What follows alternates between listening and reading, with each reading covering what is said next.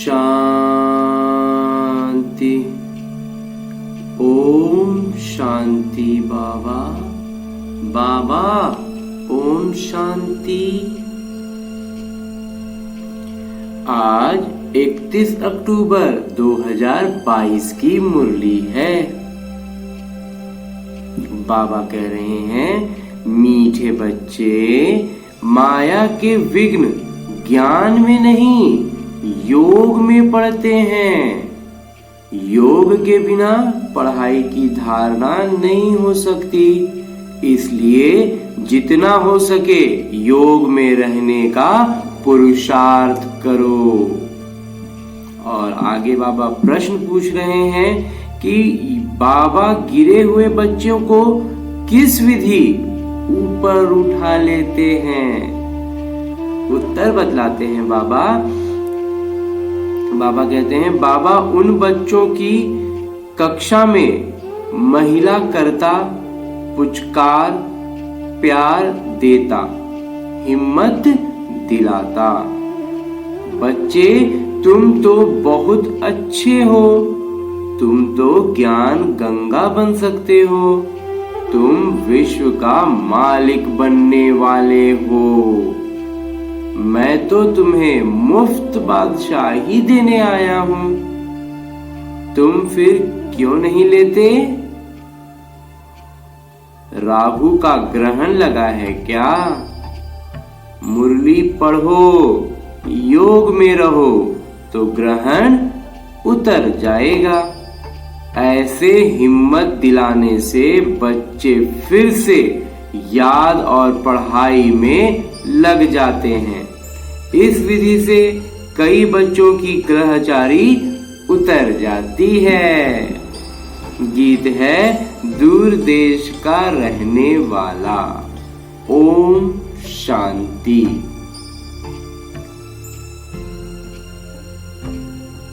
भगवान उवाच, दो ही अक्षर गीता के बताते हैं,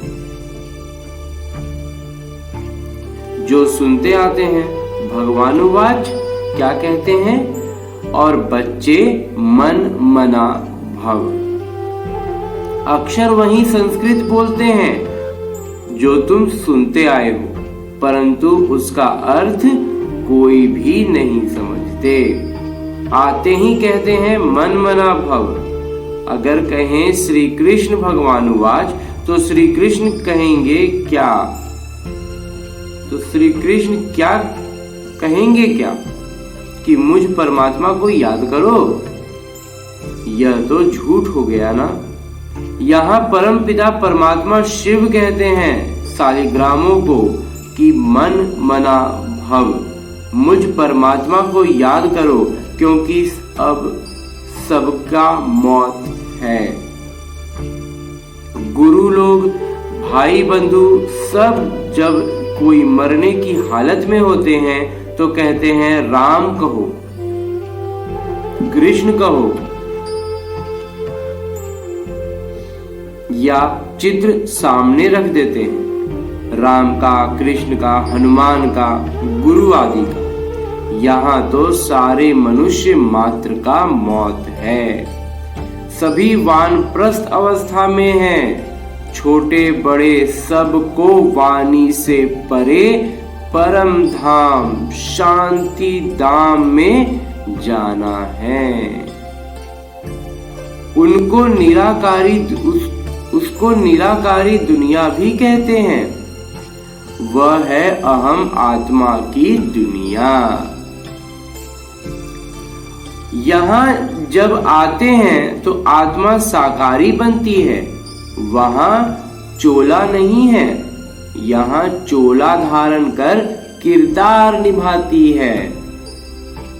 अब बाबा कहते हैं, तुम बच्चों को वापस ले चलने आया हूं। मैं कालों का काल हूं। अमृतसर में एक अकाल तख्त भी रखा है, अकाल जिसको काल खा ना सके। तो अब कालों के काल कहते हैं कि मैं तुमको वापस ले जाता हूं, तुमको फिर किरदार निभाने आना है। सृष्टि के आदि में पहले किसका किरदार चला? क्योंकि यह सृष्टि भिन्न भिन्न धर्मों का पौधा है। यह सब क्रमशः आते हैं। पहले है देवता धर्म, अब वह धर्म लोभ है, उसका ज्ञान भी लोभ है। तो शास्त्रों में कहां से आया? जिस सहज राजयोग से वह देवता बने वह भी गुम है। बाकी वह गीता आदि है भक्ति की सामग्री, क्योंकि यह ज्ञान तुमको यहाँ ही मिलता है। फिर उसका शास्त्र सतयुग त्रेता में नहीं होता तो द्वापर में कहां से आए? जब सतयुग त्रेता में ही नहीं था तो द्वापर में कहां से आए? वहां कोई तुम्हारी सच्ची गीता आदि नहीं होती। वहां फिर नाटक अनुसार वही भक्ति मार्ग की गीता आदि बनाते हैं। कहते हैं पहले साधु महात्माओं की बुद्धि अच्छी थी तो उन्होंने बैठ व शास्त्र आदि बनाए, नाटक अनुसार बनने ही थे। उस समय वास्तविक चीज कहां से आए? वास्तविक चीज तो अभी संगम युग का है। अब उस द्वापर की शुरुआत में लिखा रहा है तो पूरा सही वास्तविक नहीं याद आएगा। जैसे गांधी के साथ मोतीलाल आदि का किरदार। अब अगर किसी चीज की स्थापना बच्चे जानते हैं तो देवी देवता धर्म की स्थापना सतयुग के लिए हो रही है। इसलिए बाबा कहते हैं मुझे याद करो तो मेरे पास आ जाएंगे। यहाँ बैठे हो तो बैठकर टेप सुननी चाहिए या मुरली रिपीट करनी चाहिए, मुरली को बार बार दोहराना चाहिए या गाने सुनने चाहिए या योग में बैठना चाहिए तो विकर्म विनाश हो। तो टेप में भी बाबा का मुरली का ही वास्तविक में बात हो रही है। मुरली को जो टेप किया था उसको सुने या मुरली को पढ़ें या फिर योग में रहें तो इससे विकर्म विनाश होंगे। सारा दिन तो काम में रहते हो, वहां योग में मुश्किल ही रहते हैं। इसमें माया विघ्न बहुत डालती है। माया ज्ञान से नहीं हटाती, योग से हटाती है। संकल्प विकल्प योग में रहने नहीं देती। पढ़ाई में इतने विघ्न नहीं पड़ते हैं। हाँ, अगर योग में नहीं होंगे तो पढ़ाई की धारणा नहीं होगी। ज्ञान से योग सहज भी है। और बूढ़ी माताएं जो कहती हैं कि हमारी बुद्धि में इतने बिंदु नहीं आते हैं, इतनी बिंदु नहीं बैठती हैं, तो बाबा कहते हैं अच्छा मेरी याद में रहो। बाबा कहते हैं हे भक्तों, भगत तो सब हैं, परंतु तुम सिकी लदे भगत हो जिन्होंने पूरा आधा कल्प भक्ति की है। सब तो पूरी भक्ति नहीं करते।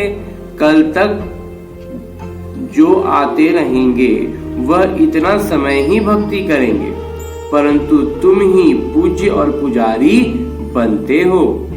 वह भी बच्चों से मालूम पड़ जाता है, बच्चों की अवधारणा से। जो बच्चे बनते हैं श्रीमत पर चलते हैं, समझते हैं हमारे कुल के हैं, जिनको पूरा निश्चय है कि हमको परमात्मा पढ़ाते हैं, वह सब सगे बच्चे हैं। सगे बच्चे बलि चढ़ते, लगे बलि नहीं चढ़ते। जो सगे होंगे वो तुरंत बलि चढ़ जाएंगे और जो लगे बच्चे हों वो अभी लगे हुए हैं अभी पुरुषार्थ में, वो बलि नहीं चढ़ेंगे। इसमें इतना डरना नहीं है। भक्ति में तो बलि चढ़ते आए हो, कुछ न कुछ ईश्वर अर्थ दान करते आए हो, तो यह भी बलि चढ़ना हुआ ना। फिर कहते हो परम पिता परमात्मा ने पुत्र दिया, धन दिया, परंतु मनुष्य इनका अर्थ नहीं समझते हैं। तुम अब जानते हो कि यह भी बाबा भक्ति का परिणाम अल्पकाल के लिए देते आए हैं। सतयुग में ऐसा नहीं होता। तुम भक्ति में जो करते आए हो वह सतयुग में होता नहीं। न कोई गरीब होता जिसको दान करें और न ही कोई शास्त्र होते, न मंदिर होते। यह सब भक्ति मार्ग की सामग्री है जो सतयुग में होती नहीं। यह ज्ञान भी प्रायः लोप हो जाता है। वहां कोई पुरुषार्थ नहीं जिसकी प्रारब्ध मिले। सारी प्रारब्ध इस समय के पुरुषार्थ की है। इस्लामी बौद्धियों की ज्ञान तो परंपरा चलती है, क्योंकि उनकी स्थापना के बाद फिर विनाश नहीं है, तो उनको सब पता रहता है। उनका जब स्थापना हो उसके बाद तो इतने लंबे समय से उनकी परंपरा चल रही है, लेकिन आदि सनातन देवी देवता धर्म का प्रायः लोप हो गया है। परंतु तुम्हारे पीछे विनाश होता है। जब हम लोग देवी देवता बनेंगे तब विनाश हो जाएगा, तो इसमें सब खत्म हो जाता है। फिर द्वापर में वही वेद शास्त्र आदि निकलेंगे। यह सब गीता के बाल बच्चे हैं। उन सबको धर्म शास्त्र नहीं कहेंगे, क्योंकि धर्म शास्त्र उसे कहा जाता है जिससे धर्म की स्थापना हो। जैसे क्राइस्ट के महावाक्यों को कहते हैं, यह मैसेंजर के महावाक्य हैं। क्राइस्ट को गॉड फादर नहीं कहेंगे, उनको गॉड का सन यानी बच्चा समझते हैं। कहते हैं कि भगवान ने क्रिश्चियन धर्म स्थापन करने के लिए भेजा, तो उनको अपने धर्म की पालना भी करनी है। सतो रजो तमो में आना ही है। यह ज्ञान उनको नहीं है कि वापस कोई नहीं जा सकते। सबको अपना अपना किरदार निभाना ही है।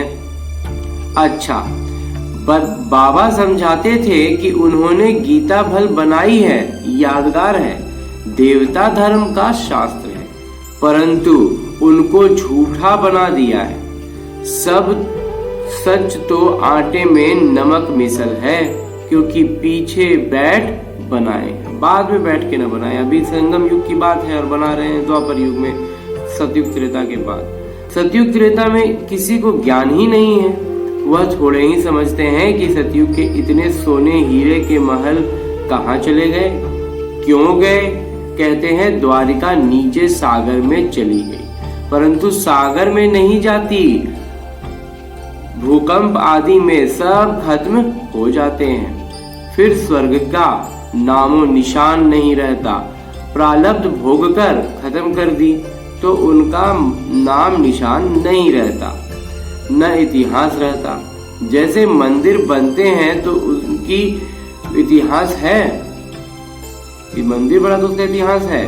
पूजा कब से शुरू हुई, मोहम्मद गजनबी कब आया, कैसे भारत का धन लूटा, यह सब ज्ञान है बुद्धि के लिए भोजन।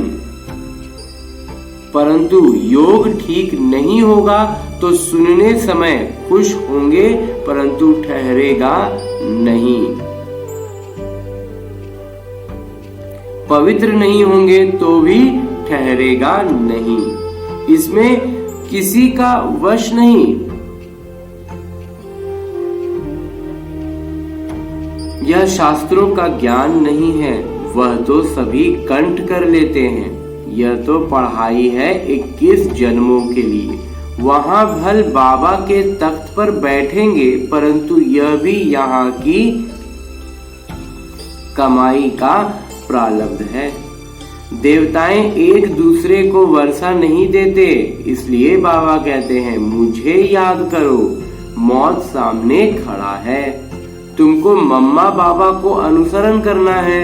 वह सन्यासी के नाम मात्र अनुयायी बनते हैं। वहां देवी देवता का राज्य है, यथा राजा रानी, भगवती भगवान तथा प्रजा।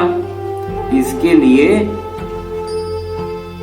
पिता पढ़ा रहे हैं। ऐसे नहीं आशीर्वाद करेंगे, उनका पढ़ाना है आशीर्वाद।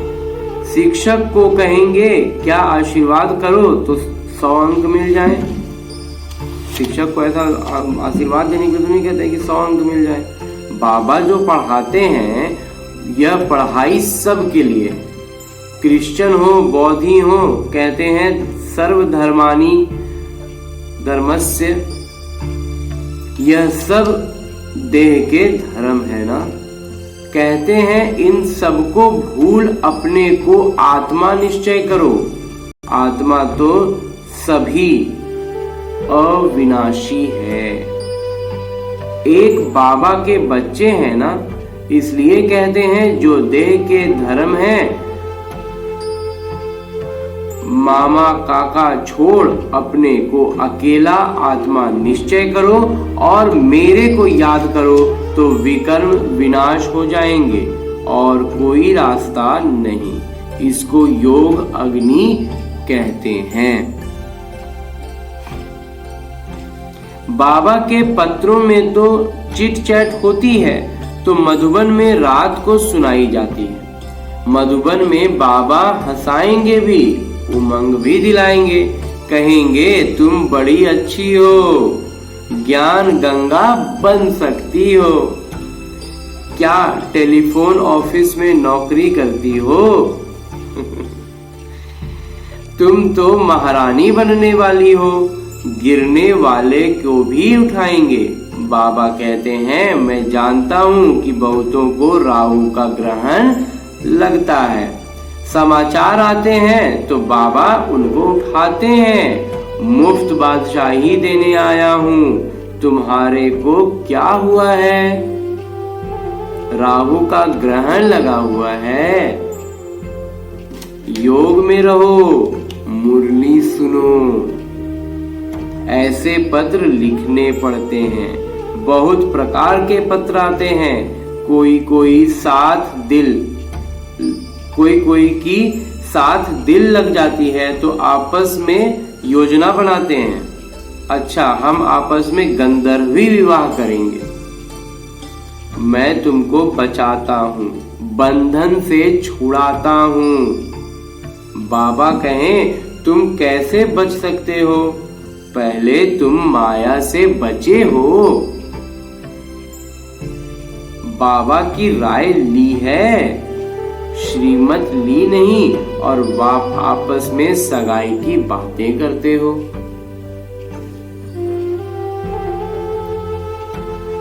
तो मुर्दे माया घसीट कर ले जाएगी। सूक्ष्म में दिल लग जाती है तो ऐसी ऐसी बातें करते हैं। बाबा समझ जाते हैं यह रसातल में जा रहा है। सगाई तो माता पिता करते हैं, तुम मुट्ठे आपस में ही सगाई कर रहे हो गुपचुप में। तुमको पता नहीं कि ऐसे ऐसे विघ्न आते हैं। गुड़ जाने गुड़ की कोठरी जाने। बाबा तो सभी बच्चों को जानते हैं। कोई भी पूछ सकते हैं कि बाबा मैं मातेला हूं व सौतेला हूं। अब शरीर छूट जाए तो क्या पद मिलेगा? शरीर पर किसी का भरोसा नहीं है। स्टीमर डूब जाता है, हवाई जहाज गिर जाता है तो क्या गति होती है? मौत तो सबके लिए सिर पर खड़ा है। इसलिए आज का काम कल पर नहीं रखना है, नहीं तो धर्मराजपुरी में साक्षात्कार होगा। देखो कल कल करते काल खा गया। श्रीमत पर न चले तो राज्य पद गवा लिया। थोड़ा भी सुनने वाला हो तो स्वर्ग में आ जाएगा। फिर जो जितनी स्थापना में मदद करेंगे उतना पद पाएंगे। जैसे गांधी जी को मदद की, कितने जेल में गए, कितने मरे, परिणाम में क्या मिला? कोई साहूकार कांग्रेसी के पास जाकर जन्म लिया होगा। अब समय बाकी कितना थोड़ा है, फिर क्या सुख मिला। ज्ञान सुनकर आते तो व्यर्थ नहीं जाएगा। यहाँ कुछ छुड़ाया नहीं जाता, खाली ज्ञान सुनने जाना है, उसी से अपने में धारणा बढ़ेगी, योग लगेगा। तो यह बाबा कहते हैं कि ज्ञान सुनकर जाते तो व्यर्थ नहीं जाएगा, यहाँ कुछ छुड़ाया नहीं जाता। यह तो उन्होंने तंग किया विकारों के लिए, तब लाचारी में उनको छोड़ना पड़ा। नहीं तो क्या करें, तो बाबा की शरण देनी पड़ी। ऐसे तो अब तक भी शरण लेते रहते हैं, इसमें भगाने की तो बात ही नहीं। यह तो नाटक अनुसार गौशाला बननी थी। है तो बच्चे, परंतु उन्होंने नाम गौशाला डाला है। कहते हैं कृष्ण के नदी पार की तो गौओं ने भी पार की होगी। है सारी बात इस समय की। इन सब बातों से पहले ज्ञान लो और बाबा से वर्षा लो। भल व्यापार करो, साथ साथ यह दूसरा कोर्स भी उठाओ। ये दूसरा काम, ये दूसरा कोर्स जो बाबा कहते हैं, इसको भी जरूर शुरू करो। विलायत में रहते भी मुरली जरूर पढ़ो। अच्छा,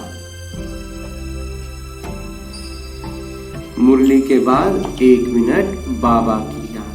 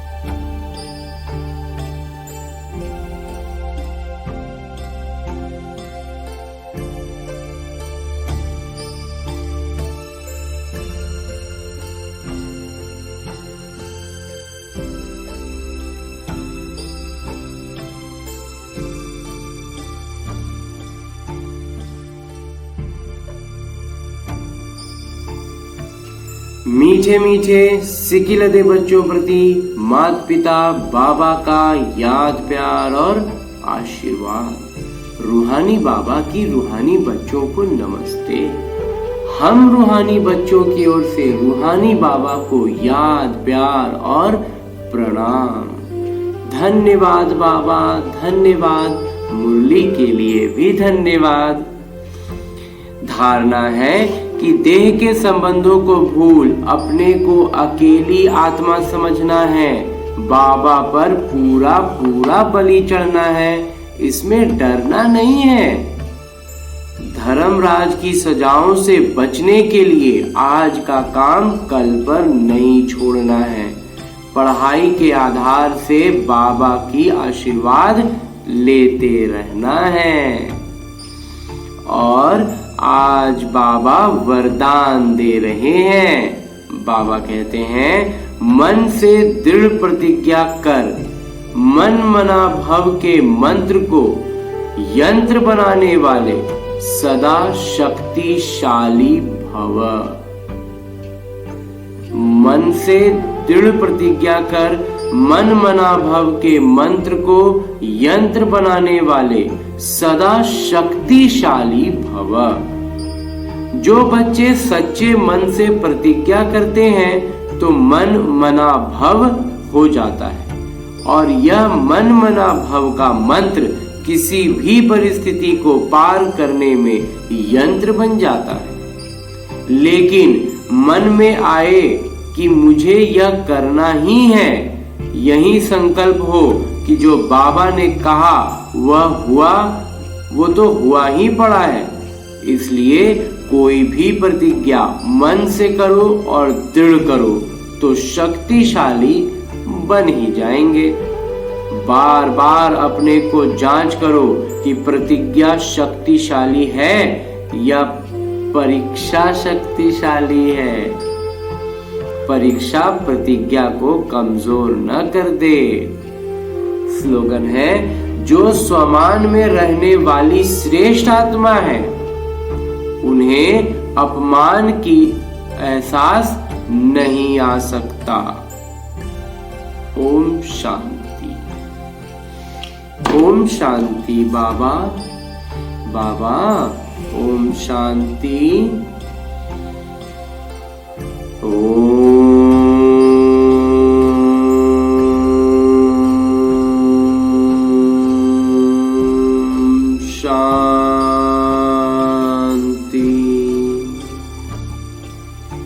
मेरे बाबा के सभी मीठे मीठे बच्चे उठते बैठते चलते फिरते काम करते सोते जागते करते रहे मुरली का मंथन। बढ़ेगा बुद्धि रूपी कलश में ज्ञान रूपी माखन। छटेंगे विकार होगा विकास, बढ़ेगा पुरुषार्थ, होंगे कई निज अनुभव, सहज होगी बाबा की याद, रहेगा अगली मुरली का इंतजार। तब तक सदा है सर्वदा है मेरे बाबा का प्यार। ओम शांति।